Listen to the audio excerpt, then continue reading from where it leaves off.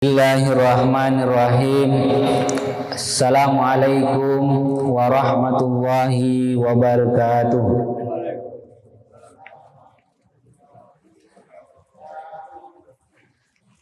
Innal hamdalillah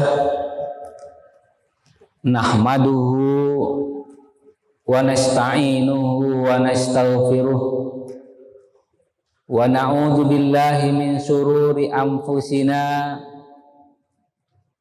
wa min sayyiati a'malina may yahdihillahu fala mudhillalah wa may yudlilhu fala hadiyalah.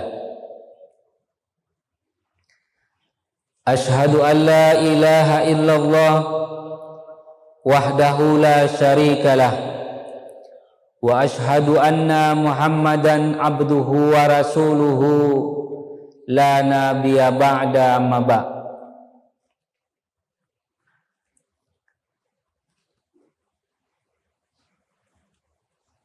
Pertama, marilah kita bersyukur kepada Allah Subhanahu wa taala. Alhamdulillah, pada siang yang berbahagia ini kita masih diberikan kesehatan, kesempatan untuk melakukan taqarrub ilallah, untuk selalu dekat kepada Allah Subhanahu wa taala. Mudah-mudahan ketika kita datang ke rumah Allah ini, bergugurlah dosa-dosa yang kita lakukan, sehingga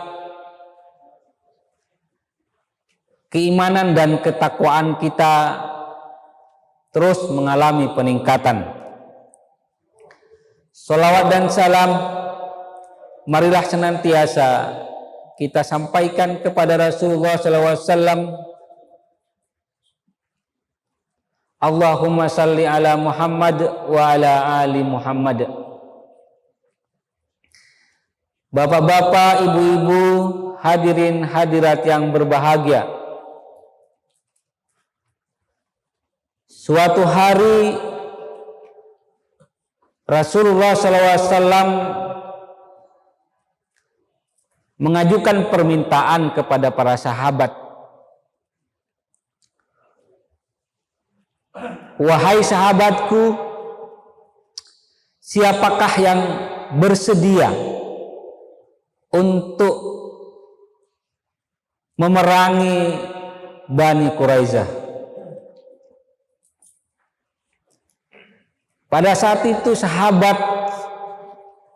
tidak ada satupun yang menjawab permintaan Rasul. Kemudian terdengarlah suara, "Saya wahai Rasulullah." Ternyata yang bersedia untuk memerangi Bani Quraisyah adalah Zubair bin Awam. Selanjutnya Rasulullah SAW bertanya kembali,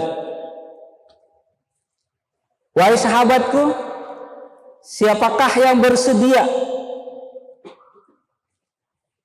untuk menghuluskan pedangnya memerangi Bani Quraisyah?"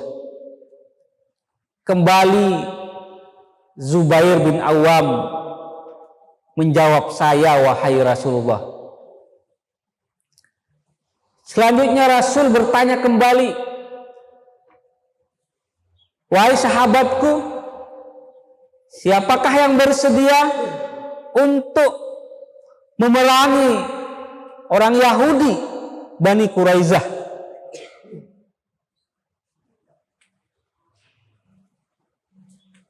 Zubair bin Awam kemudian menjawab kembali, "Saya wahai Rasulullah." Maka Rasul kemudian bersabda, "Likulli nabiyyin hawariyun." Setiap para nabi ada pembelanya. Wa hawariya az-zabir. dan hawariku dan pembelaku adalah Zubair.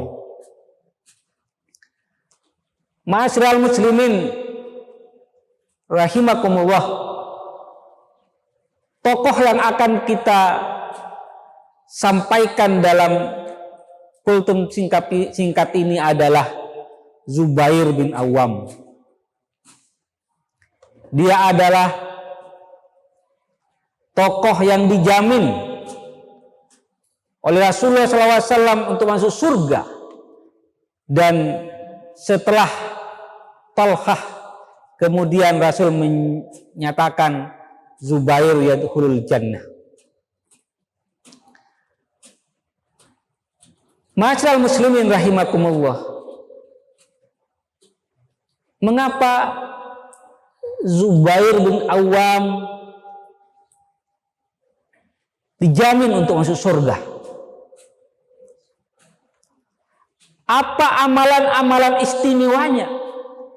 Apa perjuangan dan pengorbanannya sehingga dia layak dimasukkan Allah ke dalam surga?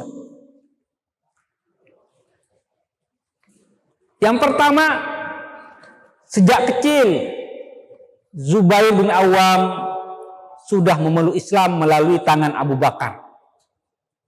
Para sejarawan mengatakan bahwa Zubair bin Awam ini masuk Islam kira-kira berumur 15 tahun, 15 sampai 16 tahun. Kalau kita lihat, ini adalah usia yang paling muda.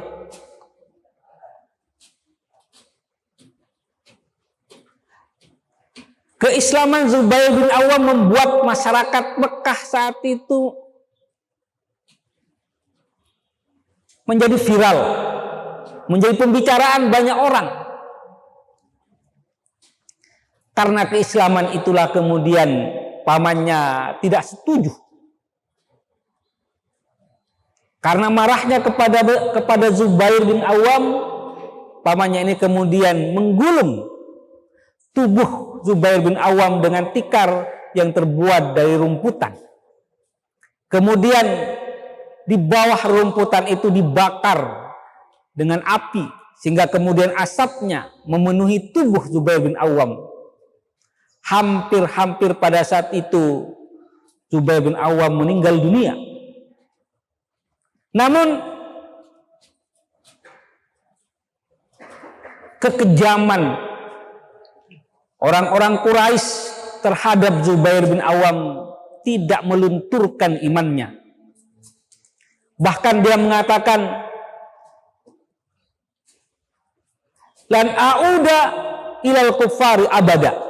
Saya tidak akan pernah kembali menjadi kufur selamanya. Ma'asyiral muslimin rahimakumullah. Yang kedua,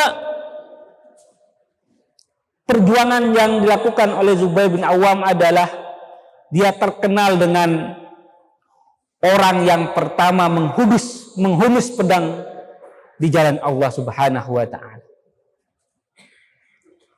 Pada suatu hari Rasul dikabarkan meninggal dunia.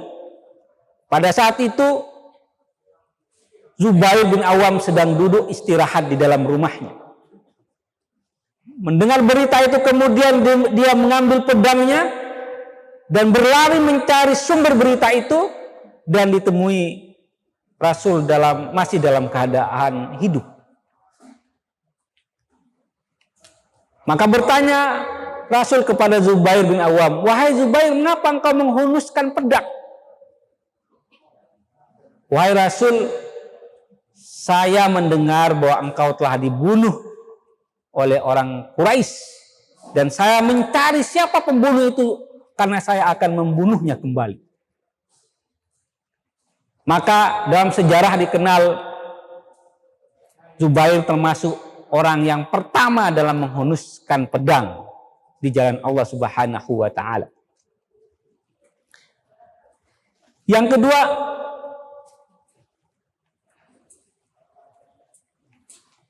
pada perang Badar, malaikat Jibril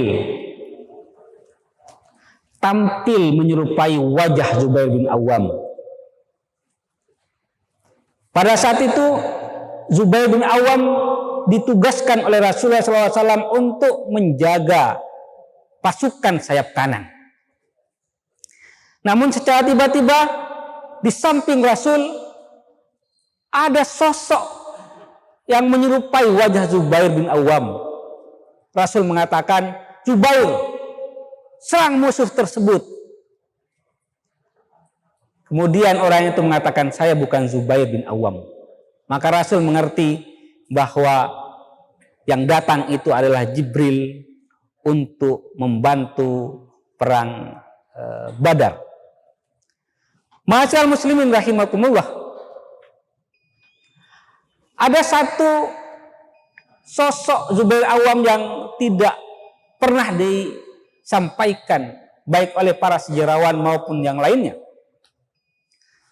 Sosok tersebut adalah Zubair bin Awam, termasuk orang yang sangat kaya, bahkan terkenal dengan orang yang memiliki harta yang sangat banyak. Dalam sebuah hadis yang diriwayatkan oleh Bukhari, bahwa harta Zubair bin Awam itu adalah hamsuna alfan alfin mi'ata alfin, sekitar 50 juta 200 juta dirham. Kalau kita konversi dengan rupiah hari ini, harta Zubair bin Awam sekitar 12,8 triliun, maka dia terkenal sebagai sahabat yang kaya. Dalam hadis lain bahwa kekayaan Zubair bin Awam itu adalah bihamsina alfin alfin wa minal aini hamsina alfin alfin dirham. Zubair meninggalkan warisan berupa harta barang dagangan senilai 50 juta dirham, berupa aset sekitar 50 juta dirham. Jadi kalau kita total harta kekayaan Zubair bin Awam adalah 100 juta dirham. Kalau kita konversi dengan rupiah hari ini, hartanya sekitar 25,5 triliun. Namun harta tersebut tidak membuat Zubair bin Awam takut untuk berjihad di jalan Allah. Dia meninggal dunia dalam peperangan. Ma'asyiral muslimin rahimakumullah, mudah-mudahan ketika kita membaca dan pelajari tokoh ini, kita bisa meneladaninya, baik dalam hal perjuangan, dalam hal pengorbanan, dalam hal kekayaan, sehingga kita nanti bisa juga dimasukkan oleh Allah Subhanahu wa ta'ala ke dalam surganya. Mungkin itu yang bisa saya sampaikan. Bila taufiq wal hidayah. Assalamualaikum warahmatullahi wabarakatuh.